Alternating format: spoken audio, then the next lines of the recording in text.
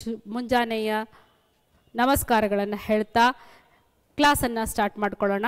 ಏನು ಟಾಪಿಕ್ ಇವತ್ತು ಅಂತಂದು ಹೇಳಂದರೆ ಕೆಮಿಕಲ್ ರಿಯಾಕ್ಷನ್ಸ್ ಆ್ಯಂಡ್ ಇಕ್ವೇಷನ್, ರಾಸಾಯನಿಕ ಕ್ರಿಯೆ ಮತ್ತು ಸಮೀಕರಣ. ರಾಸಾಯನಿಕ ಕ್ರಿಯೆ ಮತ್ತು ಸಮೀಕರಣ.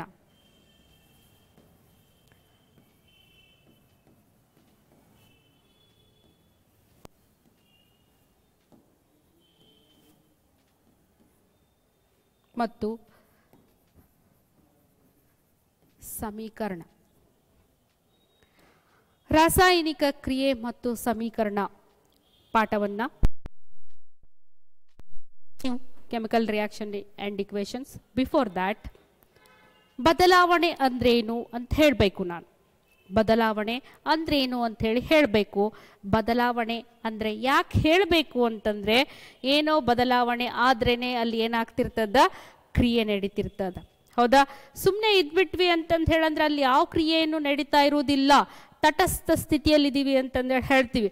ಎದ್ದು ಓಡಾಡ್ಲಿಕ್ಕತ್ವಿ, ಸಮಥಿಂಗ್ ಡೂಯಿಂಗ್ ಡಿಫ್ರೆಂಟ್, ಅಲ್ಲಿ ಇಲ್ಲಿ ಇಲ್ಲಿ ಇಲ್ಲಿ ಏನೋ ಮಾಡ್ಲಿಕ್ಕತ್ತೀವಿ, ದಟ್ಸ್ ಅ ಕ್ರಿಯೆ, ಆ್ಯಕ್ಷನ್. ಹೌದು, ಅಲ್ಲಿ ರಿಯಾಕ್ಷನ್ ಆಗ್ತಿರ್ತದ. ಅದಕ್ಕೆ ನಾವು ಏನಂತ ಕರಿತೀವಿ ಅಂದರೆ ಕೆಮಿಕಲ್ ರಿಯಾಕ್ಷನ್. ಕೆಮಿಕಲ್ ರಿಯಾಕ್ಷನ್ ಆಗಬೇಕು ಅಂದರೆ ಏನಾಗಬೇಕು, ಬದಲಾವಣೆಗೆ ಒಳಪಡಬೇಕು.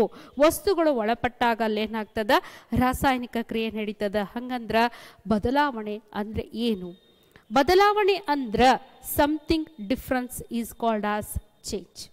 ಹೌದು, ಏನೋ ಒಂದು ವ್ಯತ್ಯಾಸ ಕಂಡು ಬಂತು, ಏನೋ ಒಂದು ವಿಭಿನ್ನತೆ ಕಂಡು ಬಂತು ಅಂತಂದು ಹೇಳಂದ್ರೆ ಅದನ್ನು ನಾವು ಏನಂತ ಕರಿತೀವಿ ಅಂತಂದು ಹೇಳಂದ್ರೆ ಬದಲಾವಣೆ ಅಂತಂದು ಹೇಳಿ, ವಿಭಿನ್ನತೆಗೆ ಬದಲಾವಣೆ ಅಂತಂದು ಹೇಳಿ ಕರಿತೀವಿ.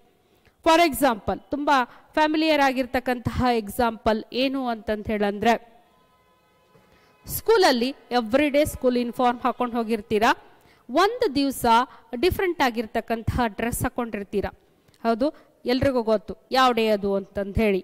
ಹೌದು, ಬರ್ಡೇ ಆಗಿರ್ಬೋದು, ಅಥವಾ ಯಾವುದೋ ಒಂದು ಫೆಸ್ಟಿವಲ್ ಆಗಿರ್ಬೋದು, ಅಥವಾ ನ್ಯಾಷನಲ್ ಫೆಸ್ಟಿವಲ್ ಆಗಿರ್ಬೋದು. ಅವತ್ತು ಡಿಫ್ರೆಂಟ್ ಕಲರ್ ಡ್ರೆಸ್ಸನ್ನು ಹಾಕ್ಕೊಂಡು ಹೋದಾಗ ಎಲ್ಲರೂ ತುಂಬ ಕ್ಯೂಟಾಗಿ ಕಾಣ್ತಿರ್ತೀರ. ಸ್ಕೂಲ್ ವಾತಾವರಣನೇ ಏನಾಗಿರುತ್ತೆ ಅಂದರೆ ಬದಲಾವಣೆಯಿಂದ ಕೂಡಿರ್ತದ, ಲವಲವಿಕೆಯಿಂದ ಕೂಡಿರ್ತದ. ಹಾಗಾದ್ರೆ ಬದಲಾವಣೆ ಅಂದರೆ ಸಮಥಿಂಗ್ ಡಿಫ್ರೆನ್ಸ್. ಎಲ್ಲ ಮಕ್ಕಳು ಡಿಫ್ರೆಂಟಾಗಿ ಕಾಣಿಸ್ತಾ ಇರ್ತಾರೆ, ಅದಕ್ಕೇನೆ ಬದಲಾವಣೆ ಅಂತಂದೇಳಿ ಕರಿತೀವಿ.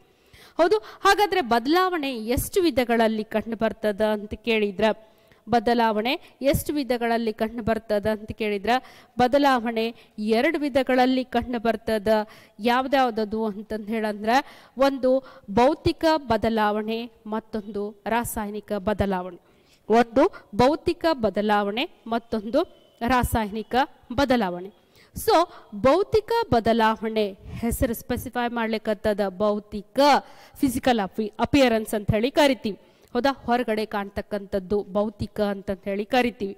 ಹೌದು, ಆಕಾರ, ಗಾತ್ರ ಇವಕ್ಕೆಲ್ಲ ಏನಂತ ಕರಿತೀವಿ ಅಂದರೆ ಭೌತಿಕ ಅಂತಂತ ಹೇಳಿ ಕರಿತೀವಿ. ಭೌತಿಕವಾಗಿ ವಸ್ತುಗಳಲ್ಲಿ ಏನಾದರೂ ಬದಲಾವಣೆ ಕಂಡು ಬಂತು ಅಂತಂತ ಹೇಳಂದ್ರೆ ಅದನ್ನ ಭೌತಿಕ ಬದಲಾವಣೆ ಅಂತ ಹೇಳಿ ಕರಿತೀವಿ. The change which affects the physical traits like shape, size, etc. is called as physical change. ಹೌದು, ಭೌತಿಕವಾಗಿ ಕರೋನಾಕ್ಕಿನ ಮೊದಲು, ಲಾಕ್ಡೌನ್ಕಿನ ಮೊದಲು ಏನಾಗಿದ್ವಿ, ತುಂಬ ಸ್ಲಿಮ್ ಆಗಿ ಕಾಣ್ತಕ್ಕಂತಹ ವ್ಯಕ್ತಿ ಆಫ್ಟರ್ 8 months ಸ್ಕೂಲಿಗೆ ಹೋದಾಗ ಇದ್ದಕ್ಕಿದ್ದ ಹಾಗೆ ಎಲ್ಲರೂ ಏನು ಮಾಡ್ತಾರೆ ಅಂದರೆ, ಏನೋ ಏನೋ ಚೇಂಜ್ ಆಗಿಬಿಟ್ಟಿದೆಯಾ ಅಂತ ಕೇಳ್ತಾರೆ. ಯಾಕೆಂದರೆ ಭೌತಿಕವಾಗಿ ಎತ್ತರ ದಪ್ಪ ಆಗಿಬಿಟ್ಟಿದ್ದಾನೆ, ಶೇಪು ಸೈಜಲ್ಲಿ ಬದಲಾವಣೆ ಕಂಡು ಬರ್ತಾ ಇದೆ. ಅದನ್ನೇ ಫಿಸಿಕಲ್ ಚೇಂಜ್ ಅಂತಂತ ಹೇಳಿ ಕರಿತೀವಿ, ನಾವು ಭೌತಿಕ ಬದಲಾವಣೆ ಅಂತಂತ ಹೇಳಿ ಕರಿತೀವಿ. ಸೊ ಹಾಗಾದರೆ ರಾಸಾಯನಿಕ ಬದಲಾವಣೆ ಅಂದರೆ ಏನು? ರಾಸಾಯನಿಕ ಬದಲಾವಣೆ ಅಂತಂದು ಹೇಳಂದ್ರೆ ಯಾವ ವಸ್ತುವಿನ ರಾಸಾಯನಿಕ ಗುಣಲಕ್ಷಣಗಳಲ್ಲಿ, ಯಾವ ವಸ್ತುವಿನ ರಾಸಾಯನಿಕ ಸಂರಚನೆಯಲ್ಲಿ ಬದಲಾವಣೆ ಕಂಡು ಬರ್ತದ, ಅದಕ್ಕೆ ರಾಸಾಯನಿಕ ಬದಲಾವಣೆ ಅಂತಂತ ಹೇಳಿ ಕರಿತೀವಿ. ಏನಂತ ಕರಿತೀರಿ? ರಾಸಾಯನಿಕ ಬದಲಾವಣೆ, ಕೆಮಿಕಲ್ ಚೇಂಜ್ ಅಂತಂತ ಹೇಳಿ ಕರಿತೀರಿ. ಹೌದಾ? ಸೊ ಮತ್ತೇನೇನು ವ್ಯತ್ಯಾಸಗಳು ಕಂಡು ಬರ್ತಾವ ಭೌತಿಕ ಬದಲಾವಣೆ ಮತ್ತು ರಾಸಾಯನಿಕ ಬದಲಾವಣೆ ಒಳಗಡೆ ಅಂತ ಹೇಳಿದ್ರ, ಭೌತಿಕ ಬದಲಾವಣೆ ಒಳಗಡೆ ಯಾವುದೇ ಹೊಸ ವಸ್ತುವಿನ ಉತ್ಪತ್ತಿ ಆಗಿರುವುದಿಲ್ಲ. No new product is formed. ಹೌದಾ? ಯಾಕೆ ಅಂತಂದು ಹೇಳಿದ್ರೆ ಬರೀ ಆಕಾರ ಗಾತ್ರದಲ್ಲಿ ಅಷ್ಟೇ ಬದಲಾವಣೆ ಆಗಿರ್ತದ್ರಿ, ಹೊಸ ವಸ್ತು ಯಾವುದು ಇರುವುದೇ ಇಲ್ಲ ಅಲ್ಲಿ. ಸೊ ನೋ ನ್ಯೂ ಪ್ರಾಡಕ್ಟ್, ಯಾವುದೇ ಹೊಸ ವಸ್ತು ನಮಗೆ ಕಂಡು ಬರುವುದಿಲ್ಲ ಅಲ್ಲಿ ಅಂತಂದೇಳಿ ಹೇಳ್ತೀನಿ. ಆದ್ರ ರಾಸಾಯನಿಕ ಬದಲಾವಣೆ ಒಳಗಡೆ ಏನಾಗ್ತದ ಅಂದ್ರ ಹೊಸ ವಸ್ತುವಿನ ಉತ್ಪತ್ತಿ ನಮ್ಮ ಕಡೆಯಿಂದ ಕಂಡು ಬರ್ತದ. ಯಾಕಂದ್ರ ಸಂರಚನೆಯಲ್ಲಿ ಸ್ಟ್ರಕ್ಚರಲ್ಲೇ ಏನ್ ಮಾಡ್ಲಿಕ್ಕತ್ತೀನಿ, ಚೇಂಜ್ ತರ್ಲಿಕ್ಕತ್ತೀನಿ, ಬದಲಾವಣೆ ತರ್ಲಿಕ್ಕತ್ತೀನಿ. ಅದಕ್ಕಿಲ್ಲಿ ಏನಾಗ್ತದ, ಹೊಸ ವಸ್ತುವಿನ ಉತ್ಪತ್ತಿ ಕಂಡು ಬರ್ತದ. ನನಗ ಹೊಸ ವಸ್ತುಗಳು ಉತ್ಪಾದನೆ ಆಗ್ತಾವ ಇಲ್ಲಿ ಅಂತಂದೇಳಿ ಹೇಳ್ತೀನಿ. ಹಾಗಾದ್ರೆ ಮತ್ತೇನು ವ್ಯತ್ಯಾಸ ಅದ ಫಿಸಿಕಲ್ ಚೇಂಜ್ಗೂ ಮತ್ತು ಕೆಮಿಕಲ್ ಚೇಂಜಿಗೂ ಅಂತ ಕೇಳಿದ್ರ, ಫಿಸಿಕಲ್ ಚೇಂಜ್ ಏನಾಗ್ಯದ, ರಿವರ್ಸೆಬಲ್ ಚೇಂಜ್ ಆಗ್ಯದ. ರಿವರ್ಸೆಬಲ್ ಚೇಂಜ್ ಅಂತಂದ್ರ ವಸ್ತು ಯಥಾಸ್ಥಿತಿಗೆ ಮರಳಿ ಪಡೆಯೋದು, ವಸ್ತುವನ್ನ ಯಥಾಸ್ಥಿತಿಗೆ ಮರಳಿ ಪಡಿತಕ್ಕಂಥದಕ್ಕೆ ನಾವೇನಂತ ಕರಿತೀವಿ, ರಿವರ್ಸೆಬಲ್ ಚೇಂಜ್ ಅಂತಂತ ಹೇಳಿ ಕರಿತೀವಿ. ಫಾರ್ ಎಕ್ಸಾಂಪಲ್ ಅದ ಹೇಳಿದ್ನಲ್ಲ, ಆಫ್ಟರ್ ಲಾಕ್ಡೌನ್ ಏನಾಗ್ಯದ, ಮನೆಯಲ್ಲಿ ಆರಾಮಾಗಿ ಕುತ್ಕೊಂಡು ಊಟ ತಿಂಡಿ ಮಾಡಿ ಮಾಡಿ ಮಾಡಿ ಆಕಾರ ಗಾತ್ರದಲ್ಲಿ ವ್ಯತ್ಯಾಸ ಆಗಿರ್ತಕ್ಕಂತಹ ನೀವು ಹಾಸ್ಟೆಲಿಗೆ ಬರ್ತೀರಾ. ಹಾಸ್ಟೆಲಿಗೆ ಬಂದಾದ್ಮೇಲೆ ಏನ್ ಮಾಡ್ತೀರಾ ಅಂತಂದು ಹೇಳಂದ್ರೆ, ಸ್ವಲ್ಪ ದಿನ ಆದ್ಮೇಲೆ ಮತ್ತೆ ಆಕಾರ ಗಾತ್ರದಲ್ಲಿ ವ್ಯತ್ಯಾಸ ಕಂಡು ಬರ್ತದ, ಯಥಾಸ್ಥಿತಿಗೆ ಮರಳಿ ಬರ್ತೀರಿ. ಹೌದಾ? ಇದಕ್ಕೆ ಏನಂತ ಕರಿತೀವಿ, ರಿವರ್ಸೆಬಲ್ ಚೇಂಜ್ ಅಂತಂದು ಹೇಳಿ ಕರಿತೀವಿ ನಾವು. ಹೌದಾ? ವಸ್ತು ಏನಾಗ್ತದ ಅಂತಂತ ಹೇಳಂದ್ರ ಮರಳಿ ಬರ್ತದ. ಇದಕ್ಕೆ ಉದಾಹರಣೆ ಹೇಳೋಣ. ಏನು ಉದಾಹರಣೆ ಅಂತಂದು ಹೇಳಂದ್ರ, ಯಾವುದಕ್ಕೆ ಉದಾಹರಣೆ ಹೇಳಿಕತ್ತೇನೆ ನಾನು, ಭೌತಿಕ ಬದಲಾವಣೆಗೆ ಉದಾಹರಣೆಯನ್ನ ಹೇಳಿಕತ್ತೇನೆ. ಯಾವುದು? ಮೆಲ್ಟಿಂಗ್ ಆಫ್ ಐಸ್, ಮಂಜುಗಡ್ಡೆ ಕರಗುವಿಕೆ. ಮಂಜುಗಡ್ಡೆ ಕರಗದಾಗ ಏನ್ ಸಿಗ್ತದ ನಮಗ ಅಂತಂದು ಹೇಳಂದ್ರ ನೀರು ಸಿಗ್ತದ. ಹೌದು, ನೀರನ್ನ ಪುನಃ ಘನೀಕರಿಸಿದಾಗ ಏನ್ ಸಿಗ್ತದ, ಮಂಜುಗಡ್ಡೆ ಸಿಗ್ತದ, ಯಥಾಸ್ಥಿತಿ. ಹೌದು, ಇದಕ್ಕೇನೆ ನಾವೇನಂತ ಕರಿತೀವಿ, ರಿವರ್ಸೆಬಲ್ ಚೇಂಜ್ ಅಂತಂತ ಹೇಳಿ ಕರಿತೀವಿ. ಹೌದಾ? ಕೆಮಿಕಲ್ ಚೇಂಜಿಗೆ ಬರೋಣ. ಕೆಮಿಕಲ್ ಚೇಂಜ್ ಏನಾಗ್ಬಿಟ್ಟದ ಅಂತಂತ ಹೇಳಂದ್ರ ಇರ್ರಿವರ್ಸೆಬಲ್ ಪ್ರೊಸೆಸ್ ಆಗ್ಬಿಟ್ಟದ, ಇರ್ರಿವರ್ಸೆಬಲ್ ಚೇಂಜ್ ಆಗ್ಬಿಟ್ಟದ. ಹೆಂಗ ಇರ್ರಿವರ್ಸೆಬಲ್ ಚೇಂಜ್ ಆಗ್ಯದ? ಉದಾಹರಣೆ ನೋಡೋಣ.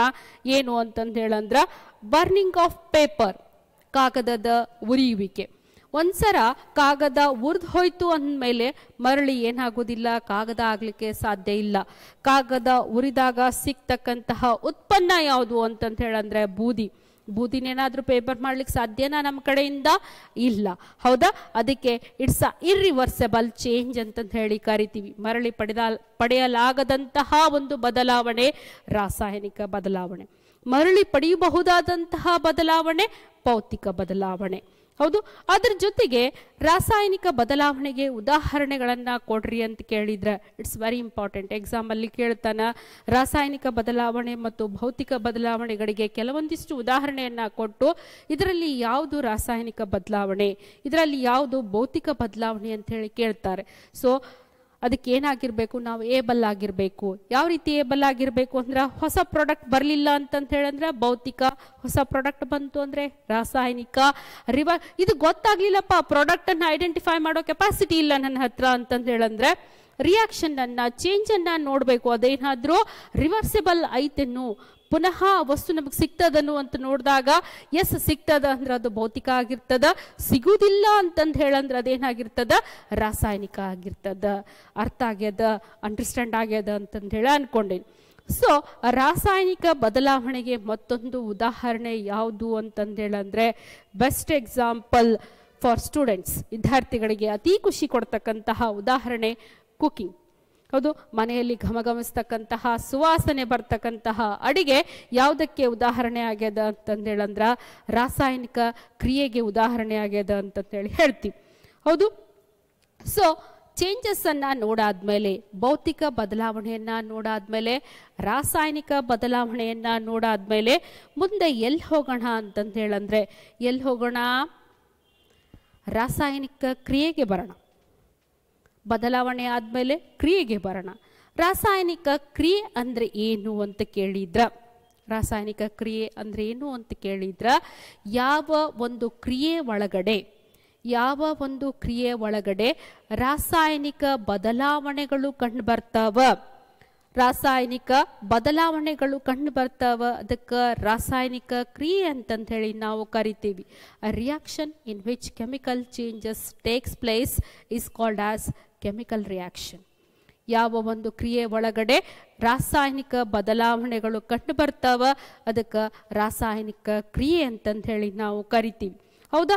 ಹೌ ಟು ಐಡೆಂಟಿಫೈ, ಅಲ್ಲಿ ಕೆಮಿಕಲ್ ರಿಯಾಕ್ಷನ್ ನಡಿಲಿಕ್ಕತ್ತದ ಅಂತ ಹೇಳಿ ಹೆಂಗೆ ಐಡೆಂಟಿಫೈ ಮಾಡ್ಲಿಕ್ಕೆ ಆಗ್ತದ ನನ್ನ ಕಡೆಯಿಂದ? ಹೌ ಟು ಐಡೆಂಟಿಫೈ ಅಂತ ಕೇಳಿದ್ರ ಸೊ ಈಸಿಯಾಗಿ ಐಡೆಂಟಿಫೈ ಮಾಡ್ಬೋದು. ಯಾವ ರೀತಿ ಅಂತಂದು ಹೇಳಂದ್ರೆ, ವಸ್ತುವಿನ ಸ್ಥಿತಿಯಲ್ಲಿ ಬದಲಾವಣೆ ಆಯಿತು ಅಂತಂದು ಹೇಳಂದ್ರೆ, ಫಾರ್ ಎಕ್ಸಾಂಪಲ್ ಘನ ವಸ್ತು ಇದ್ದದ್ದು ದ್ರವ ವಸ್ತು ಆಯಿತು, ದ್ರವ ವಸ್ತು ಇದ್ದಿದ್ದು ಅನಿಲ ವಸ್ತು ಆಯಿತು. ಕೇಳಬೇಡ್ರಿ ಮತ್ತ ಏನು ಅಂತಂದು ಹೇಳಂದ್ರೆ, ಮಂಜುಗಡ್ಡೆ ನೀರಾತ್ರಿ ಕೆಮಿಕಲ್ ರಿಯಾಕ್ಷನ್ ಆತೇನ್ರಿ ಅಂತಂದು ಹೇಳಿ, ಹೌದಲ್ಲ? ಸಾಮಾನ್ಯವಾಗಿ ಇದು ತಲೆಯಲ್ಲಿ ಬರ್ತದ. ಘನ ವಸ್ತು ಏನಾಗ್ತದ, ದ್ರವ ವಸ್ತು ಆಗ್ತದ ಅಂತೇಳಿ ಹೇಳಿದೆ ನಾನು, ಹೌದು? ಸೊ ಈ ರೀತಿಯಾಗಿ ಸ್ಥಿತಿಯಲ್ಲಿ ಬದಲಾವಣೆಗಳು ಆಯಿತು ಅಂತಂದು ಹೇಳಂದ್ರೆ ಅದಕ್ಕೆ ನಾವೇನಂತ ಕರಿತೀವಿ ಅಂದರೆ ರಾಸಾಯನಿಕ ಕ್ರಿಯೆ ಅಂತಂದು ಹೇಳಿ ಕರಿತೀವಿ. ವಸ್ತುವಿನ ಬಣ್ಣದಲ್ಲಿ ವ್ಯತ್ಯಾಸ ಆಯಿತು ಅಂತಂದು ಹೇಳಂದ್ರೆ, ವಸ್ತುವಿನ ಬಣ್ಣದಲ್ಲಿ ವ್ಯತ್ಯಾಸ ಆಯಿತು ಅಂತಂದು ಹೇಳಂದ್ರೆ ಅದನ್ನ ಏನಂತ ಕರಿತೀವಿ ನಾವು ಅಂತಂದು ಹೇಳಂದ್ರೆ ರಾಸಾಯನಿಕ ಕ್ರಿಯೆ ಅಂತಂತೇಳಿ ಕರಿತೀವಿ, ಹೌದಾ? ಬಣ್ಣದಲ್ಲಿ ವ್ಯತ್ಯಾಸ ಆಗ್ತಕ್ಕಂಥದ್ದು. ಅದ್ರ ಜೊತೆಗೆ ಅನಿಲ ಬಿಡುಗಡೆ ಆಗ್ತಕ್ಕಂಥದ್ದು, ಅನಿಲ ಎವಲ್ಯೂಷನ್ ಆಫ್ ಗ್ಯಾಸ್ ಆಗ್ತಾ ಇದೆ. ಟೆಂಪ್ರೇಚರಲ್ಲಿ ವ್ಯತ್ಯಾಸ ಆಗ್ತಾ ಇದೆ, ಚೇಂಜ್ ಇನ್ ಟೆಂಪ್ರೇಚರ್, ಅದು ಸಹ ಏನಾಗಿದೆ ಅಂತಂದು ಹೇಳಂದ್ರೆ ರಾಸಾಯನಿಕ ಕ್ರಿಯೆಯನ್ನ ಪತ್ತೆ ಹಚ್ಚತಕ್ಕಂತಹ, ಐಡೆಂಟಿಫೈ ಮಾಡ್ತಕ್ಕಂತಹ ಒಂದು ಕಂಡೀಷನ್ ಅಂತಂದೇಳಿ ಹೇಳ್ಬೋದು, ಹೌದಾ? ಚೇಂಜ್ ಇನ್ ಕಲರ್ ಆಗಿರ್ಬೋದು, ಚೇಂಜ್ ಇನ್ ಸ್ಟೇಟ್ ಆಗಿರ್ಬೋದು, ಎವಲ್ಯೂಷನ್ ಆಫ್ ಗ್ಯಾಸ್ ಆಗಿರ್ಬೋದು, ಚೇಂಜ್ ಇನ್ ಟೆಂಪ್ರೇಚರ್ ಆಗಿರ್ಬೋದು. ಈ ಎಲ್ಲ ವ್ಯತ್ಯಾಸಗಳನ್ನು ನಾವೆಲ್ಲಿ ನೋಡ್ತೀವಿ ಅಂತಂದು ಹೇಳಂದ್ರೆ ರಾಸಾಯನಿಕ ಕ್ರಿಯೆ ಒಳಗಡೆ ನೋಡ್ತೀವಿ, ಹೌದಾ? ರಾಸಾಯನಿಕ ಕ್ರಿಯೆ ಒಳಗಡೆ ಈ ಎಲ್ಲ ವ್ಯತ್ಯಾಸಗಳಾದಾಗ ಅಲ್ಲೇನು ನಡೀತಾ ಇರ್ತದೆ, ರಾಸಾಯನಿಕ ಕ್ರಿಯೆ ನಡೀತಾ ಇರ್ತದೆ ಅಂತಂದೇಳಿ ಹೇಳ್ತೀವಿ. ಅದು ಅರ್ಥ ಆಗ್ಯದ ಅಂತಂದು ಹೇಳಿ ಅನ್ಕೊಂಡೇನಿ, ಅರ್ಥ ಆಗ್ಯದ ಅಂತೇಳಿ ಅನ್ಕೊಂಡೇನಿ, ಹೌದ್ರಿ? ಅರ್ಥ ಆಗ್ಯದ್ರಿ? ಉತ್ತರ ಕರ್ನಾಟಕ ಭಾಷೆ ಒಳಗೆ ಕೇಳೋಣ, ಅರ್ಥ ಆಗ್ಯದೇನ್ರಿ? ಹೌದು, ಅರ್ಥ ಆಗ್ಯದ ಎಲ್ಲ ವಿದ್ಯಾರ್ಥಿಗಳಿಗೆ. ನೆಕ್ಸ್ಟು ವಿದ್ಯಾರ್ಥಿಗಳೇ, ಈಗ ಏನು ಮಾಡೋಣ ಅಂದರೆ ರಾಸಾಯನಿಕ ಸಮೀಕರಣವನ್ನು ಬರೆಯೋಣ. ರಿಯಾಕ್ಷನ್ ಆಗ್ಬಿಡ್ತು, ಕೆಮಿಕಲ್ ರಿಯಾಕ್ಷನ್ ಆಗಿದ್ದ, ರಾಸಾಯನಿಕ ಕ್ರಿಯೆ ನಡೆದ್ಬಿಟ್ಟದ, ಅದನ್ನು ತೋರಿಸ್ಬೇಕಲ್ಲ ನಾನು. ಹೆಂಗೆ ತೋರಿಸ್ಬೇಕು ಅದನ್ನು? ಅದೇ ರಾಸಾಯನಿಕ ಸಮೀಕರಣ, ಹೌದು? ಯಾವ ರೀತಿಯಾಗಿ ತೋರಿಸ್ಬೇಕು ಅದನ್ನು ಅಂತಂದು ಹೇಳಂದ್ರ, ರಾಸಾಯನಿಕ ಕ್ರಿಯೆಯನ್ನ ಸಂಕೇತ ಮತ್ತು ಸೂತ್ರದಲ್ಲಿ ತೋರಿಸೋದೇ ಏನಾಗ್ಯದ, ರಾಸಾಯನಿಕ ಸಮೀಕರಣ ಆಗ್ಯದ. It's a symbolic and formula representation of chemical reaction. What is chemical equation? ರಾಸಾಯನಿಕ ಸಮೀಕರಣ ಅಂದರೆ ಯಾವ ಕ್ರಿಯೆಯನ್ನ, ಯಾವ ಕ್ರಿಯೆ ಅಂದರೆ ರಾಸಾಯನಿಕ ಕ್ರಿಯೆಯನ್ನ ನಾವೇನು ಮಾಡ್ತೀವಿ, ಸಾಂಕೇತಿಕವಾಗಿ ಸೂತ್ರದ ರೂಪದಲ್ಲಿ ತೋರಿಸ್ತಕ್ಕಂತಹ, ಪ್ರತಿನಿಧಿಸ್ತಕ್ಕಂತಹ ಒಂದು ಸಮೀಕರಣಕ್ಕೆ ರಾಸಾಯನಿಕ ಸಮೀಕರಣ ಅಂತಂತೇಳಿ ನಾವು ಕರಿತೀವಿ. ರಾಸಾಯನಿಕ ಸಮೀಕರಣ ಅಂತಂದು ಹೇಳಿ ಕರಿತೀವಿ, ಹೌದಾ? ಎಕ್ಸಾಂಪಲ್ ಏನದ, ಮ್ಯಾಗ್ನೀಷಿಯಮ್ಮು ಆಕ್ಸಿಜನ್ ಜೊತೆಗೆ ರಿಯಾಕ್ಟ್ ಆಗ್ತದ. ಮ್ಯಾಗ್ನೀಷಿಯಮ್ಮು ಆಕ್ಸಿಜನ್ ಜೊತೆಗೆ ರಿಯಾಕ್ಟ್ ಆಗ್ತದ. ಏನು ಸಿಗ್ತದ ನನಗೆ? ಮ್ಯಾಗ್ನೀಷಿಯಮ್ ಆಕ್ಸೈಡ್ ಸಿಗ್ತದ, MgO ಸಿಗ್ತದ, ಹೌದು? ಬ್ಯಾಲೆನ್ಸನ್ನು ಆಮೇಲೆ ಮಾಡಿ ತೋರಿಸ್ತೀನಿ ನಿಮಗೆ, ಬ್ಯಾಲೆನ್ಸನ್ನು ಆಮೇಲೆ ಮಾಡಿ ತೋರಿಸ್ತೀನಿ. ಮ್ಯಾಗ್ನೀಷಿಯಮ್ ಏನಾಗ್ಯದ, ಆಕ್ಸಿಜನ್ ಜೊತೆಗೆ ರಿಯಾಕ್ಟ್ ಆಗ್ಲಿಕ್ಕತ್ತದ, ಮ್ಯಾಗ್ನೀಷಿಯಮ್ ಆಕ್ಸೈಡ್ ಸಿಕ್ಕದ ನನಗೆ, ಹೌದು? ಸೊ ಇಲ್ಲಿ ಏನು ಮಾಡೇನಿ ನಾನು, ಕೆಲವೊಂದಿಷ್ಟು ಸಿಂಬಾಲ್ಗಳನ್ನು ಯೂಸ್ ಮಾಡೇನಿ, ಕೆಲವೊಂದಿಷ್ಟು ಸಿಂಬಾಲ್ಗಳನ್ನು ಯೂಸ್ ಮಾಡೇನಿ, ಹೌದಾ? ಇಲ್ಲಿ ಪ್ಲಸ್ ಸೈನ್ ಯೂಸ್ ಮಾಡೇನಿ, ಇಲ್ಲಿ ಎರೋ ಮಾರ್ಕನ್ನು ಯೂಸ್ ಮಾಡೇನಿ, ಕೆಲವೊಂದಿಷ್ಟು ಫಾರ್ಮುಲಾ ಯೂಸ್ ಮಾಡೇನಿ. ಸೊ ಫಾರ್ಮುಲಾಸು ಮತ್ತೇನು ಅಂತಂದು ಹೇಳಂದ್ರೆ ಸಿಂಬಾಲ್ಸ್ಗಳನ್ನು ಯೂಸ್ ಮಾಡಿಕೊಂಡು ಬರೀತಕ್ಕಂತಹದ್ದ ಸಮೀಕರಣಕ್ಕೆ ರಾಸಾಯನಿಕ ಸಮೀಕರಣ ಅಂತಂದು ಹೇಳಿ ಕರಿತೀವಿ. ಅರ್ಥ ಆಗ್ಯದ ಅಂತಂದು ಹೇಳಿ ಅನ್ಕೊಂಡೇನಿ, ಅರ್ಥ ಆಗ್ಯದಲ್ಲ? ನೆಕ್ಸ್ಟ್ ಹೋಗೋಣ. ರಾಸಾಯನಿಕ ಸಮೀಕರಣದ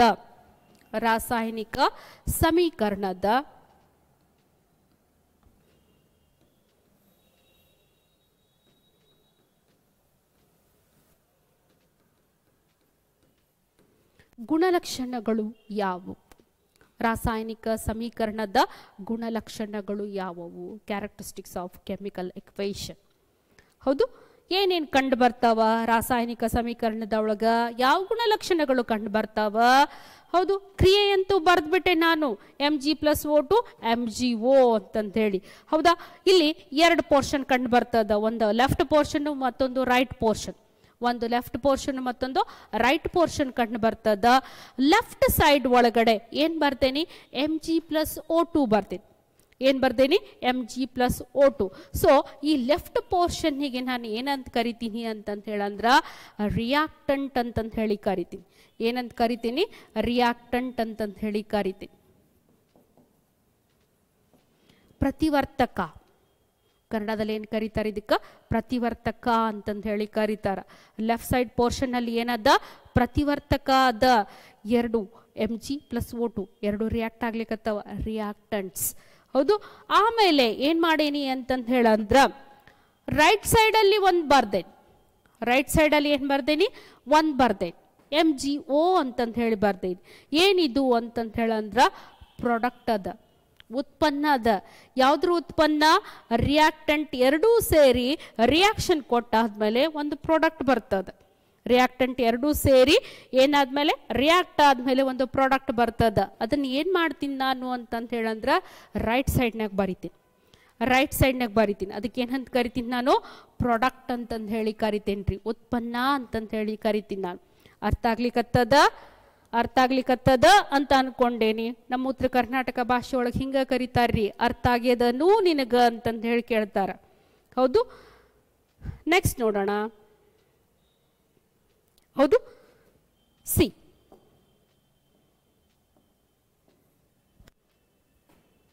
ಹೌದು,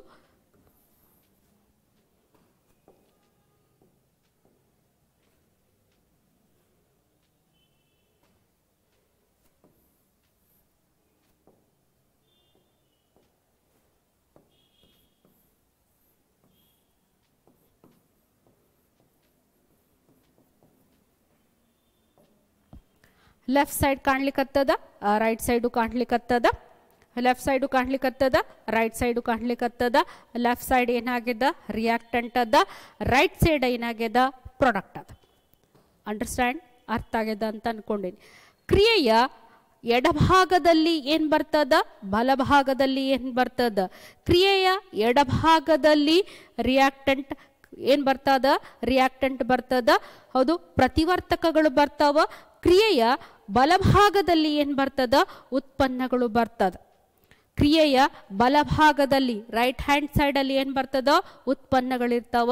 ಕ್ರಿಯೆಯ ಏನು ಅಂತಂತ ಹೇಳಂದ್ರೆ ಎಡಭಾಗದಲ್ಲಿ ಏನ್ ಬರ್ತದ ಅಂತಂದ ಹೇಳಂದ್ರ ರಿಯಾಕ್ಟಂಟ್, ಪ್ರತಿವರ್ತಕಗಳು ಕಂಡು ಬರ್ತಾವ ಅಂತಂದೇಳಿ ಹೇಳ್ತೀನಿ.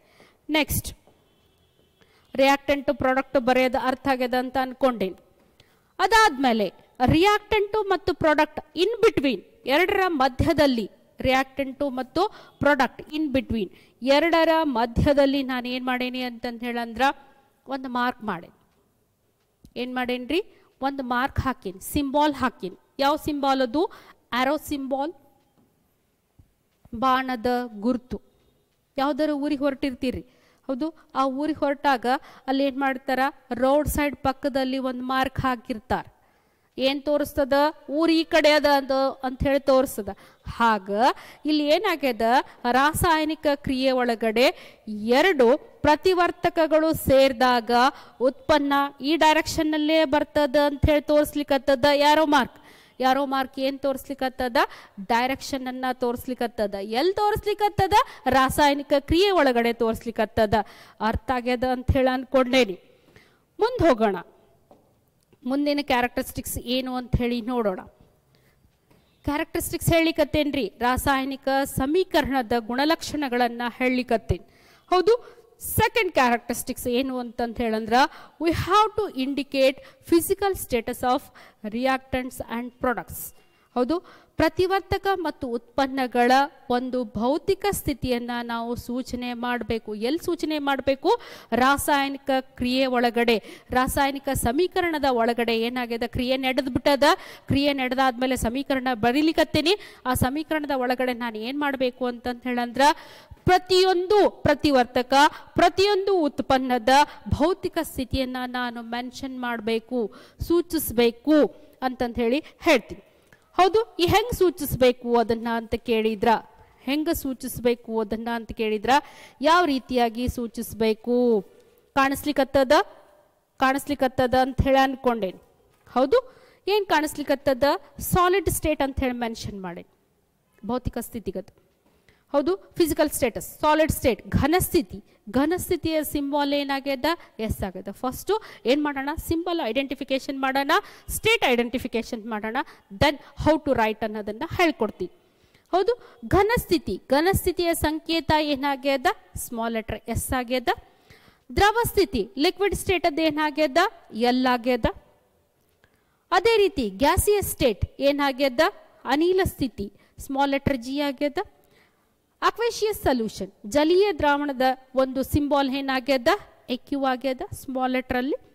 ಸೊ ಇವನ್ ಯಾವ ರೀತಿಯಾಗಿ ನಾನು ತೋರಿಸ್ಬೇಕು, ಪ್ರೆಸೆಂಟ್ ಮಾಡಬೇಕು ಅಂತಂದು ಹೇಳಂದ್ರ, ಹೌದು, ಯಾವ ರೀತಿಯಾಗಿ ಪ್ರೆಸೆಂಟ್ ಮಾಡ್ತೀರಿ? ಎನಿವನ್ ಯಾರಾದ್ರೂ ಹೇಳ್ತೀರಿ? ಯಾರಾದ್ರೂ ಹೇಳ್ತೀರಿ? ಸೊ ಬರೆದು ತೋರಿಸ್ತೀರಿ? ಬರೆದು ತೋರಿಸ್ತೀರಿ ನನಗ? ಬರೀಲಿಕ್ಕತ್ತೀರಿ ಎಲ್ಲರೂ? ಸೊ ನಿಮ್ಮ ಜೊತೆಗೆ ನಾನು ಬರೆದು ಬಿಡ್ತೀನಿ. ಈಗ ನೀವು ಬರೀರಿ, ನಾನು ಬರೀತೀನಿ. ಮ್ಯಾಗ್ನೀಷಿಯಂ, ಹೌದು, ಆಕ್ಸಿಜನ್ ಜೊತೆಗೆ ರಿಯಾಕ್ಟ್ ಆಗ್ಲಿಕ್ಕತ್ತದ. ಏನು ಸಿಗ್ತದ ನನಗ? ಮ್ಯಾಗ್ನೀಷಿಯಂ ಆಕ್ಸೈಡ್ ಸಿಗ್ತದ. ಬ್ಯಾಲೆನ್ಸಿಂಗ್ ಆಮೇಲೆ ಹೋಗೋಣ, ಅದ್ರ ಬಗ್ಗೆ ತಲೆ ಕೆಡಿಸ್ಕೊಳ್ಳಿಕ್ ಹೋಗ್ಬೇಡ್ರಿ. ಹೌದು, ಮ್ಯಾಗ್ನೀಷಿಯಂ ಆಕ್ಸೈಡ್ ಸಿಗ್ತದ. ಮ್ಯಾಗ್ನೀಷಿಯಂ ಯಾವ ಸ್ಥಿತಿ ಒಳಗದ? ಸಾಲಿಡ್ ಸ್ಟೇಟ್ನಾಗದ. ಏನು ಹೇಳಿದ್ದೀನಿ ನಾನು? ಒಂದು ರಿಯಾಕ್ಟೆಂಟು ಮತ್ತು ಪ್ರಾಡಕ್ಟನ್ನು ಯಾವುದನ್ನ ಸೂಚನೆ ಮಾಡಬೇಕು? ಫಿಸಿಕಲ್ ಸ್ಟೇಟನ್ನು ಸೂಚನೆ ಮಾಡಬೇಕು. ಎಲ್ಲಿ? ರಾಸಾಯನಿಕ ಸಮೀಕರಣದಲ್ಲಿ. ಮ್ಯಾಗ್ನೀಷಿಯಂ ಇಟ್ಸ್ ಅ ರಿಯಾಕ್ಟೆಂಟ್, ಅದರ ಸ್ಟೇಟ್ ಏನಾಗ್ಯದ ಸಾಲಿಡ್ ಸ್ಟೇಟ್ ಆಗ್ಯದ. ಆಕ್ಸಿಜನ್, ಹೌದು, ಆಮ್ಲಜನಕ ಯಾವ ಸ್ಥಿತಿ ಒಳಗಿರ್ತದ? ಫಟಾಫಟ್ ಅಂತಂದು ಹೇಳಿ ಕಮೆಂಟ್ ಮಾಡ್ತಾ ಹೋಗ್ರಿ, ಫಟಾಫಟ್ ಅಂತ ಹೇಳಿ ಕಮೆಂಟ್ ಮಾಡ್ತಾ ಹೋಗ್ರಿ. ಆಕ್ಸಿಜನ್ ಯಾವ ಸ್ಥಿತಿ ಒಳಗಡೆ ಕಂಡು ಬರ್ತದ? ಫಿಸಿಕಲ್ ಸ್ಟೇಟಸ್ ಯಾವ್ದು ಅದರದ್ದು ಅಂತಂದು ಕೇಳಿದ್ರ ಕಮೆಂಟ್ ಮಾಡ್ಲಿಕ್ಕತ್ತೀರಿ? ಕಮೆಂಟ್ ಮಾಡ್ಲಿಕ್ಕತ್ತೀರಿ ಅಂತ ಹೇಳಿ ಅನ್ಕೊಂಡೇನಿ. ಆಕ್ಸಿಜನ್ ಏನಾಗ್ಯದ ಅಂತಂದು ಹೇಳಂದ್ರ ಅನಿಲ ಸ್ಥಿತಿ ಒಳಗದ. ಫಿಸಿಕಲ್ ಸ್ಟೇಟ್ಸ್ಗಳನ್ನು ಯಾವ ರೀತಿಯಾಗಿ ರಿಪ್ರೆಸೆಂಟ್ ಮಾಡಬೇಕು ಅನ್ನೋದು ಅರ್ಥ ಆಗ್ಲಿಕ್ಕತ್ತದ ನಿಮಗಂತ ಅನ್ಕೊಂಡೇನಿ. ಹೌದು, ಅದ್ರ ಜೊತೆಗೆ ಮ್ಯಾಗ್ನೀಷಿಯಂ ಆಕ್ಸೈಡ್ ಯಾವ ಸ್ಥಿತಿ ಒಳಗದ? ಸಾಲಿಡ್ ಸ್ಟೇಟ್ ಒಳಗದ. ಮ್ಯಾಗ್ನೀಷಿಯಂ ಆಕ್ಸೈಡ್ ಏನಾಗ್ಯದ ಯಾವ ಸ್ಥಿತಿ ಒಳಗದ? ಸಾಲಿಡ್. ಲೈಕ್ ವೈಸ್ ಈ ರೀತಿಯಾಗಿ ನಾವೇನು ಮಾಡಬೇಕು ಅಂತಂದು ಹೇಳಂದ್ರ ರಾಸಾಯನಿಕ ಸಮೀಕರಣದ ಒಳಗಡೆ ರಿಯಾಕ್ಟೆಂಟು ಮತ್ತು ಪ್ರಾಡಕ್ಟ್ನ ಪ್ರತಿಯೊಂದಕ್ಕೂ ನಾವೇನು ಮಾಡಬೇಕು ಅಂತಂದು ಹೇಳಂದ್ರ ಆ ಒಂದು ಭೌತಿಕ ಸ್ಥಿತಿಯನ್ನು ನಾವು ಇಂಡಿಕೇಟ್ ಮಾಡಬೇಕು. ಇದು ಎರಡನೇ ಕ್ಯಾರೆಕ್ಟರಿಸ್ಟಿಕ್ಸ್. ಮೊದಲೇದು ಏನು ಮಾಡಬೇಕು? ರಿಯಾಕ್ಟೆಂಟ್ ಎಲ್ಲಿ ಬರಿಬೇಕು, ಪ್ರಾಡಕ್ಟ್ ಎಲ್ಲಿ ಬರಿಬೇಕು, ಯಾರೋ ಮಾರ್ಕ್ ಎಲ್ಲಿ ಹಾಕಬೇಕು. ತದನಂತರ ಏನು ಮಾಡಬೇಕು ಅಂತಂದು ಹೇಳಂದ್ರ ಪ್ರತಿಯೊಂದು ರಿಯಾಕ್ಟೆಂಟಲ್ಲಿ ಪ್ರತಿಯೊಂದು ಪ್ರಾಡಕ್ಟನ್ನು ಒಂದು ಭೌತಿಕ ಸ್ಥಿತಿಗತಿಗಳನ್ನು ನಾವೇನು ಮಾಡಬೇಕು? ಮೆನ್ಷನ್ ಮಾಡಬೇಕು ರಾಸಾಯನಿಕ ಸಮೀಕರಣದ ಒಳಗಡೆ ಅಂತೇಳಿ ಹೇಳ್ತೀನಿ. ಅರ್ಥ ಆಗೈತಿ ಅಂತ ಅನ್ಕೊಂಡೇನಿ. ಅರ್ಥ ಆಗೈತಲ್ರಿ ನಿಮಗೆಲ್ಲರಿಗೂ? ನಿಮ್ಗೆಲ್ಲರಿಗೂ ಅರ್ಥ ಆಗೈತಲ್ರಿ? ನೆಕ್ಸ್ಟ್, ಇಷ್ಟ ಅಲ್ದನ ಕೆಲವೊಂದಿಷ್ಟು ಸಿಂಬಾಲ್ಸ್ಗಳನ್ನು ಸಹ ನಾವು ಯೂಸ್ ಮಾಡ್ತೇವ್ರಿ. ಕೆಲವೊಂದಿಷ್ಟು ಸಿಂಬಾಲ್ಸ್ಗಳನ್ನು ಸಹ ನಾವೇನು ಮಾಡ್ತೀವಿ ಅಂತಂದು ಹೇಳಂದ್ರ ಕೆಲವೊಂದಿಷ್ಟು ಸಿಂಬಾಲ್ಸ್ಗಳನ್ನು ಸಹ ಯೂಸ್ ಮಾಡ್ತೀವಿ ರಾಸಾಯನಿಕ ಸಮೀಕರಣದ ಒಳಗಡೆ. ಯಾವ್ಯಾವ ಸಿಂಬಾಲ್ಸ್ಗಳು ಅಂತ ಕೇಳಿದ್ರ ಕಂಡು ಬರ್ಲಿಕ್ಕತ್ತದ? ಹೌದು, ಮೇಲ್ಮುಖದ ಬಾಣದ ಗುರ್ತು, ಮೇಲ್ಮುಖದ ಬಾಣದ ಗುರ್ತು. ಹೌದು, ಏನು ತೋರಿಸ್ತದ ಇದು? ರಾಸಾಯನಿಕ ಕ್ರಿಯೆ ಒಳಗಡೆ ಈ ರೀತಿ ನಾವು ಬರೀಲಿಕ್ಕತ್ತೇವಿ ಅಂದ್ರ, ಈ ರೀತಿ ನಾವು ಬರೀಲಿಕ್ಕತ್ತೇವಿ, ಮೇಲ್ಮುಖದ ಬಾಣದ ಗುರುತನ್ನ ಬರೀಲಿಕ್ಕತ್ತೇನಿ ಅಂದ್ರ ಏನು ತೋರಿಸ್ಲಿಕ್ಕತ್ತದ ಅದು ಅಂದ್ರ ಗ್ಯಾಸಿಯಸ್ ಪ್ರಾಡಕ್ಟನ್ನು ಇಂಡಿಕೇಟ್ ಮಾಡ್ಲಿಕ್ಕತ್ತದ. ರಾಸಾಯನಿಕ ಕ್ರಿಯೆಯ ಪ್ರಾಡಕ್ಟ್ ಏನಾಗ್ಯದ ಗ್ಯಾಸಿಯಸ್ ಫಾರ್ಮಲ್ಲದ, ಅನಿಲ ಸ್ಥಿತಿ ಒಳಗಡೆ ಆಗ್ತದ, ಅನಿಲ ಬಿಡುಗಡೆ ಆಗ್ಲಿಕ್ಕತ್ತದ ಅನ್ನೋದನ್ನ ಸೂಚನೆ ಮಾಡ್ತದ. ಹೌದು, ನೆಕ್ಸ್ಟ್ ಇಲ್ಲೊಂದೇನೋ ಹೊಸದು ಬಂತಲ್ಲಪ್ಪ ಇದು ಅಂತ ಅನ್ಕೊಂಡ್ರೇನು? ಹೌದು, ತ್ರಿಕೋನ ಕಂಡು ಬರ್ಲಿಕ್ಕತ್ತದ. ಹೌದಾ, ಇದನ್ನ ಏನಂತ ಕರೀತಾರ ಅಂತಂದು ಹೇಳಂದ್ರ ಡೆಲ್ಟಾ ಅಂತಂದು ಹೇಳಿ ಕರೀತಾರ. ಏನು ತೋರಿಸ್ತದ? ರಾಸಾಯನಿಕ ಸಮೀಕರಣದ ನಾನು ಏರೋ ಮಾರ್ಕ್ ಮೇಲೆ ಏನಾದರೂ ಈ ಸಿಂಬಾಲ್ ಹಾಕಿದೆ ಅಂತಂದು ಹೇಳಂದ್ರ ಏನು ತೋರಿಸ್ತದ ಅಂತಂದು ಹೇಳಂದ್ರ ರಿಯಾಕ್ಟೆಂಟ್ಗೆ ಹೀಟ್ ಕೊಡ್ಲಿಕ್ಕತ್ತೇನಿ, ಹೀಟ್ ಆ್ಯಡ್ ಆಗ್ಲಿಕ್ಕತ್ತದ ಅಂತಕ್ಕಂಥದ್ದನ್ನು ನಾನು ಏನು ಮಾಡ್ತೀನಿ? ತೋರಿಸ್ತೀನಿ. ಹೀಟು, ಉಷ್ಣತೆ ಯೂಸ್ ಆಗ್ಲಿಕ್ಕತ್ತದ. ಹೌದು, ಇಲ್ಲಿ ಏನಾಗ್ಲಿಕ್ಕತ್ತದ, ರಿಯಾಕ್ಷನ್ ಒಳಗಡೆ ಹೀಟ್ ಯೂಸ್ ಆಗ್ಲಿಕ್ಕತ್ತದ ಅಂತಕ್ಕಂಥ ಸಿಂಬಾಲ್ ತೋರಿಸ್ತದ ಡೆಲ್ಟಾ. ಸಪೋಸ್ ನಾನೇನಾದ್ರೂ ATM ಅಂತ ಹೇಳಿ ಬರ್ದಿದ್ದೆ, ATM ಅಂದ್ರೆ ಆಲ್ ಟೈಮ್ ಮನಿ ಅಲ್ರಿ, ಹೌದಾ? ATM ಬರ್ದಿದ್ದೆ ಅಂತಂದು ಹೇಳಂದ್ರ ರಾಸಾಯನಿಕ ಸಮೀಕರಣದ ಒಳಗೆ ATM ಬರೀಲಿಕ್ಕತ್ತೆ. ನಾನು ಬಾಣದ ಗುರುತಿನ ಮೇಲೆ, ಬಾಣದ ಚಿಹ್ನೆಯ ಮೇಲೆ ATM ಬರ್ದೇನಿ ಅಂತಂದು ಹೇಳಂದ್ರ ಆ ಒಂದು ಕ್ರಿಯೆಯಲ್ಲಿ, ರಾಸಾಯನಿಕ ಕ್ರಿಯೆಯಲ್ಲಿ ಏನಾಗ್ಲಿಕ್ಕತ್ತದ, ಪ್ರೆಷರ್ ಯುಟಿಲೈಸ್ ಆಗ್ಲಿಕ್ಕತ್ತದ, ಒತ್ತಡದ ಬಳಕೆ ಆಗ್ಲಿಕ್ಕತ್ತದ, ಪ್ರೆಷರ್ ಯೂಸ್ ಮಾಡ್ಲಿಕ್ಕತ್ತೇವಿ ಅಂತಕ್ಕಂಥದ್ದನ್ನ ಅದು ತೋರಿಸ್ತದ. ಅದಾದ್ಮೇಲೆ ನೆಕ್ಸ್ಟು 0 ಡಿಗ್ರಿ ಸೆಂಟಿಗ್ರೇಡ್ ಅಂತ ಹೇಳಿ ಬರ್ದೇನೆ, ಎಲ್ರಿಗೂ ಅರ್ಥ ಆಗ್ತದೆ ಏನಿದು ಅಂತಂದು ಹೇಳಂದ್ರ ಟೆಂಪ್ರೇಚರನ್ನು ರಿಪ್ರೆಸೆಂಟ್ ಮಾಡ್ತಕ್ಕಂಥದ್ದು, ಉಷ್ಣತೆಯನ್ನು ರಿಪ್ರೆಸೆಂಟ್ ಮಾಡ್ತಕ್ಕಂಥದ್ದು ಅಂತಂದು ಹೇಳಿ ಹೇಳ್ತೀವಿ. ಹೌದು, ಇಲ್ಲೇನಾಗ್ಯದ ಅಂತಂದು ಹೇಳಂದ್ರ ಉಷ್ಣತೆಯನ್ನು ತೋರಿಸ್ಲಿಕ್ಕತ್ತದ, ರಾಸಾಯನಿಕ ಕ್ರಿಯೆ ಒಳಗಡೆ ನಾವು ಉಷ್ಣತೆಯ ಬಳಕೆ ಮಾಡ್ಕೊಳ್ಳಿಕ್ಕತ್ತೇವಿ ಅಂತಂದೇಳಿ ಹೇಳ್ತೀವಿ. ಸಪೋಸ್ ನಾನೇನಾದ್ರೂ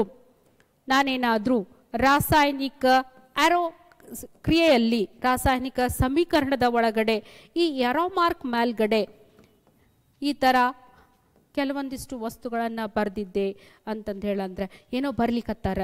ಹೌದು, ಇಲ್ಲೂ ಕಾಣಿಸ್ಲಿಕ್ಕತ್ತದ, ನಿಮ್ಗೆ ಇಲ್ಲೂ ಕಾಣಿಸ್ಲಿಕ್ಕತ್ತದ. ಏನಿದ್ದು ಅಂತ ಕೇಳಿದ್ರೆ ಕ್ಯಾಟಲಿಸ್ಟ್ ಅಂತಂದು ಹೇಳಿ ಕರಿತೀವಿ. ಏನು ಕರೀತಾರೆ ಇದಕ್ಕೆ? ಕ್ಯಾಟಲಿಸ್ಟ್ ಅಂತೇಳಿ ಕರೀತಾರ. ವೇಗವರ್ಧಕ.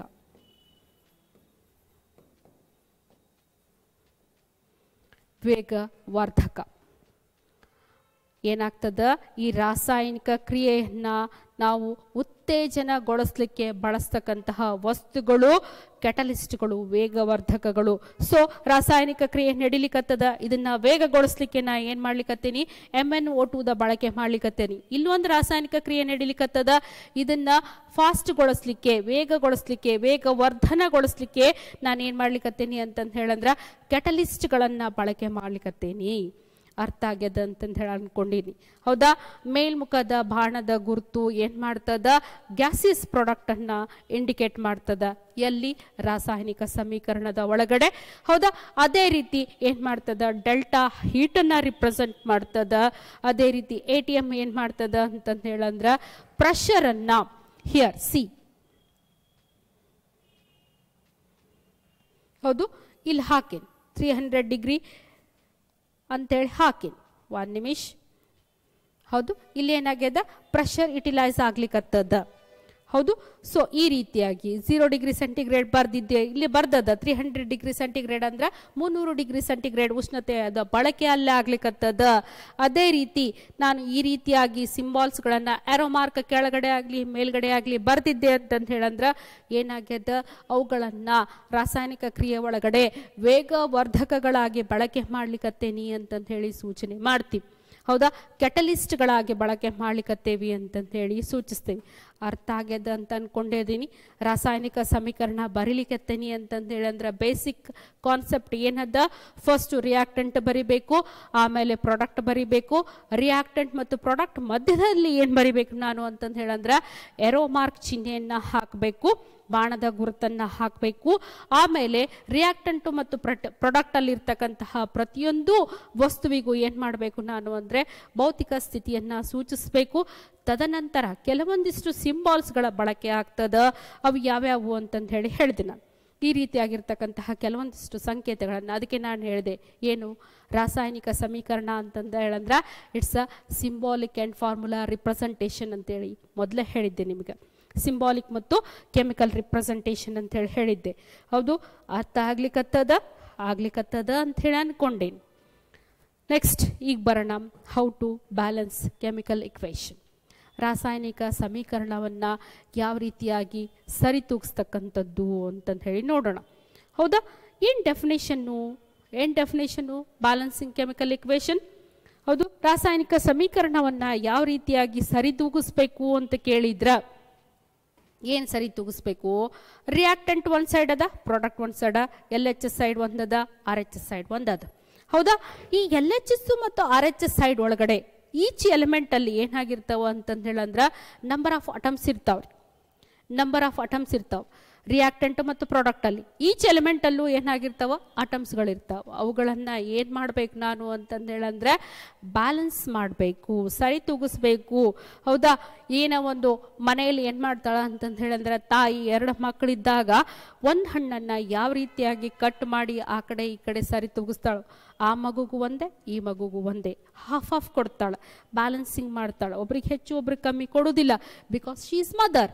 ಜಸ್ಟ್ ಲೈಕ್ ನಾನು ಏನು ಮಾಡಬೇಕು ಇಲ್ಲಿ ಅಂತಂದು ಹೇಳಂದ್ರೆ ರಿಯಾಕ್ಟೆಂಟು ದೊಡ್ಡದಲ್ಲ, ಪ್ರಾಡಕ್ಟು ದೊಡ್ಡದಲ್ಲ, ಎರಡನ್ನ ಏನು ಮಾಡಬೇಕು, ಎರಡು ಕಡೆ ಅಟಮ್ಸ್ಗಳನ್ನು ಬ್ಯಾಲೆನ್ಸ್ ಮಾಡಬೇಕು. ಅದಕ್ಕೆ ಏನಂತ ಕರಿತೀವಿ ನಾವು ಅಂತಂದು ಹೇಳಂದ್ರೆ ರಾಸಾಯನಿಕ ಸಮೀಕರಣ ಸರಿತೂಗಿಸ್ತಕ್ಕಂಥದ್ದು ಅಂತಂದು ಹೇಳಿ ಕರಿತೀವಿ. The number of atoms of each element in reactant is equal to number of atoms of each product, then we say it is as ಏನು ಅಂತಂದು ಹೇಳಂದ್ರೆ chemical equation is balanced.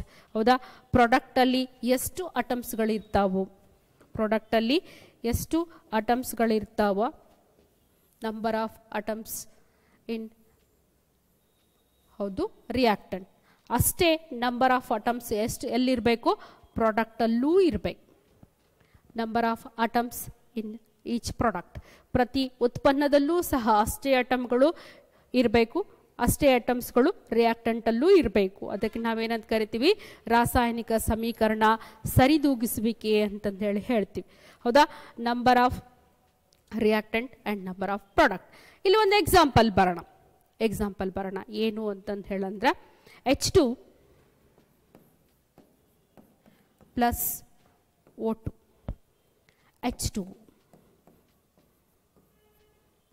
H2 plus O2 H2. ಹೌದಾ, this is reactant side, this is product side. ಹೌದು, this is reactant side, this is product side. ಏನಾಗ್ಯದ, reactant ಸೈಡಲ್ಲಿ ಏನೇನು ಕಂಡು ಬರ್ತದ, hydrogen ಕಂಡು ಬರ್ತದ, ಆಕ್ಸಿಜನ್ ಕಂಡು ಬರ್ತದ. ಹೈಡ್ರೋಜನ್ ಅದ, ಆಕ್ಸಿಜನ್ ಅದ. ಹೈಡ್ರೋಜನ್ 2 ಮಾಲಿಕ್ಯೂಲ್ಸ್ 2 ಅಟಮ್ಸ್ ಕಂಡು ಬರ್ತದ. ಆಕ್ಸಿಜನ್ ಅದ ಎಷ್ಟು ಕಂಡು ಬರ್ತದ, 2 ಅಟಮ್ಸ್ ಕಂಡು ಬರ್ತದ. ಹೌದು, ಪ್ರಾಡಕ್ಟ್ ಸೈಡಿಗೆ ಬರೋಣ. ಪ್ರಾಡಕ್ಟ್ ಅಲ್ಲೂ ಸಹ ಹೈಡ್ರೋಜನ್ ಅದ, ಆಕ್ಸಿಜನ್ ಅದ, ಹೈಡ್ರೋಜನ್ ಅದ, ಆಕ್ಸಿಜನ್ ಅದ. ಬಟ್ ಏನಾಗ್ಯದ, ಹೈಡ್ರೋಜನ್ 2 ಅಟಮ್ಸ್ ಅದ, ಆಕ್ಸಿಜನ್ ಎಷ್ಟದ, 1 ಅಟಮ್ ಅದ. ಆಕ್ಸಿಜನ್ ಎಷ್ಟದ, 1 ಅಟಮ್ ಅದ. ಹೌದು, 1 ಅಟಮ್ ಕಾಣ್ಲಿಕ್ಕತ್ತದ.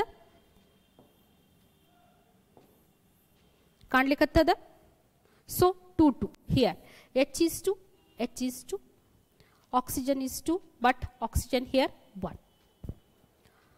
ಸೊ ಏನಾಗ್ತದ, ಇಂಬ್ಯಾಲೆನ್ಸ್ ಆಗ್ತದ. ಏನಾಗ್ಲಿಕ್ಕತ್ತದ, ಇಂಬ್ಯಾಲೆನ್ಸ್. ಯಾವ್ದು ಇಂಬ್ಯಾಲೆನ್ಸ್ ಆಗ್ಲಿಕ್ಕತ್ತದ, ಆಕ್ಸಿಜನ್. ಬಿಕಾಸ್ ಎರಡು ಸೈಡ್ ಅಟಮ್ಸ್ಗಳು ಏನಾಗಬೇಕಾಗಿತ್ತು, ಈಕ್ವಲ್ ಆಗಬೇಕಾಗಿತ್ತು, ಬ್ಯಾಲೆನ್ಸ್ ಆಗಬೇಕಾಗಿತ್ತು. ಒಂದು ಸೈಡ್ ಆಕ್ಸಿಜನ್ ಅಟಮ್ 2 ಅದ, ಮತ್ತೊಂದು ಸೈಡ್ ಏನಾಗ್ಯದ 1 ಆಗ್ಬಿಟ್ಟದ. ಸೊ ಇದಕ್ಕೆ ನಾವೇನಂತ ಕರಿತೀವಿ ಅಂತಂದು ಹೇಳಂದ್ರೆ ಅನ್ಬ್ಯಾಲೆನ್ಸ್ಡ್ ಕೆಮಿಕಲ್ ಇಕ್ವೇಷನ್ ಅಂತಂದು ಹೇಳಿ ಕರಿತೀವಿ. ಅಸಮತೋಲಿತ ರಾಸಾಯನಿಕ ಸಮೀಕರಣ ಅಥವಾ ಸರಿದೂಗಿಸದ ರಾಸಾಯನಿಕ ಸಮೀಕರಣ ಅಂತಂದು ಹೇಳಿ ಕರಿತೀವಿ. ಹಾಗಾದ್ರೆ ಇದನ್ನ ಸರಿತೂಗಿಸೋಕೆ ಪ್ರಯತ್ನ ಮಾಡೋಣ. ಇದನ್ನ ಏನು ಮಾಡೋಣ, ಸರಿತೂಗಿಸ್ಲಿಕ್ಕೆ ಪ್ರಯತ್ನ ಮಾಡೋಣ. ಸರಿತೂಗಿಸ್ಲಿಕ್ಕೆ ಪ್ರಯತ್ನವನ್ನ ಮಾಡೋಣ. ಹೌದು, elements reactant side, product side. H2O2 reaction ಅನ್ನ ಒಂದ್ಸಲ ಬರ್ದ್ಬಿಡ್ತೀನಿ ಮೇಲ್ಗಡೆ, ನೋಡ್ಕೊಂಡ್ಬಿಡ್ರಿ. H2 plus O2 H2O. ಹೌದು, ಎಸ್. ಎಲಿಮೆಂಟ್ಸ್ ಯಾವ್ಯಾವ ಅದಾವ, ಒಂದು ಹೈಡ್ರೋಜನ್ ಅದ, ಒಂದು ಆಕ್ಸಿಜನ್ ಅದ. Okay, done. ರಿಯಾಕ್ಟೆಂಟ್ ಸೈಡಲ್ಲಿ ಹೈಡ್ರೋಜನ್ ಎಷ್ಟದ, 2 ಅದ, 2 ಅಟಮ್ಸ್ ಅದ. ಆಕ್ಸಿಜನ್ ಎಷ್ಟದ, 2 ಅದ. ಪ್ರಾಡಕ್ಟ್ ಸೈಡಿಗೆ ಬರೋಣ. ಹೈಡ್ರೋಜನ್ ಎಷ್ಟದ, 2 ಅದ. ಆಕ್ಸಿಜನ್ ಎಷ್ಟದ, 1 ಅದ. ಆಕ್ಸಿಜನ್ ಎಷ್ಟದ, 1 ಅದ. ಸೊ ನಾನು ಏನು ಬ್ಯಾಲೆನ್ಸ್ ಮಾಡಬೇಕು, no need of balancing this. Hydrogen balance ಮಾಡೋ ಅವಶ್ಯಕತೆನೇ ಇಲ್ಲ. ರಿಯಾಕ್ಟೆಂಟ್ ಅಲ್ಲೂ 2 ಅದ, ಪ್ರಾಡಕ್ಟ್ ಅಲ್ಲೂ 2 ಅದ. ಆಕ್ಸಿಜನ್ ಮಾತ್ರ ಏನಾಗ್ಯದ, ರಿಯಾಕ್ಟೆಂಟ್ ಅಲ್ಲಿ 2 ಅದ, ಪ್ರಾಡಕ್ಟ್ ಅಲ್ಲಿ 1 ಅದ. ಸೊ ಆಕ್ಸಿಜನ್ ಅನ್ನ ಬ್ಯಾಲೆನ್ಸ್ ಮಾಡಬೇಕು. ಸೊ ಆಕ್ಸಿಜನ್ ಅನ್ನ ಬ್ಯಾಲೆನ್ಸ್ ಮಾಡಬೇಕು ಅಂತಂದು ಹೇಳಂದ್ರೆ ಇಲ್ಲಿ 2 ಆಗಬೇಕಿದು. ಹೌದಾ, multiply by 2. Multiply by 2 2 oxygen ಆಯಿತು. ಆಕ್ಸಿಜನ್ 2 ಆದಾಗ ಹೈಡ್ರೋಜನ್ 4 ಆಗಿಬಿಡ್ತದೆ. ಹೈಡ್ರೋಜನ್ ಏನಾಗ್ತದ 4 ಆಗಿಬಿಡ್ತದೆ. ಬಟ್ ನನಗೇನಾಗ್ಯದ ರಿಯಾಕ್ಟೆಂಟ್ ಸೈಡಲ್ಲಿ 2 ಹೈಡ್ರೋಜನ್ ಅದ. 2 hydrogen again multiply by 2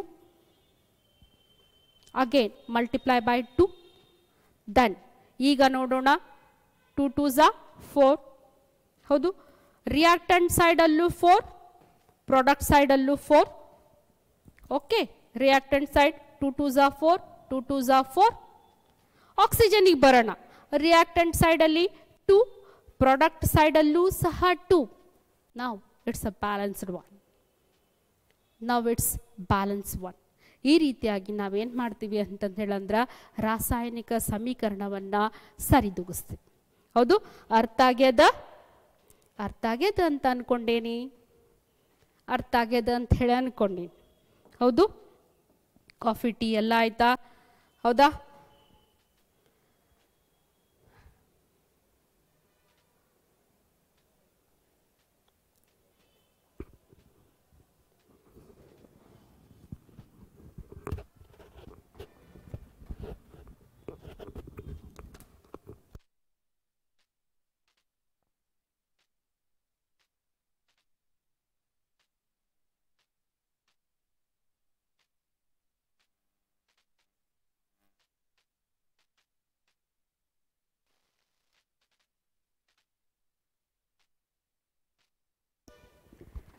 S, ಎಲ್ಲೋಗಿದ್ರು ಮೇಡಮ್ಮು?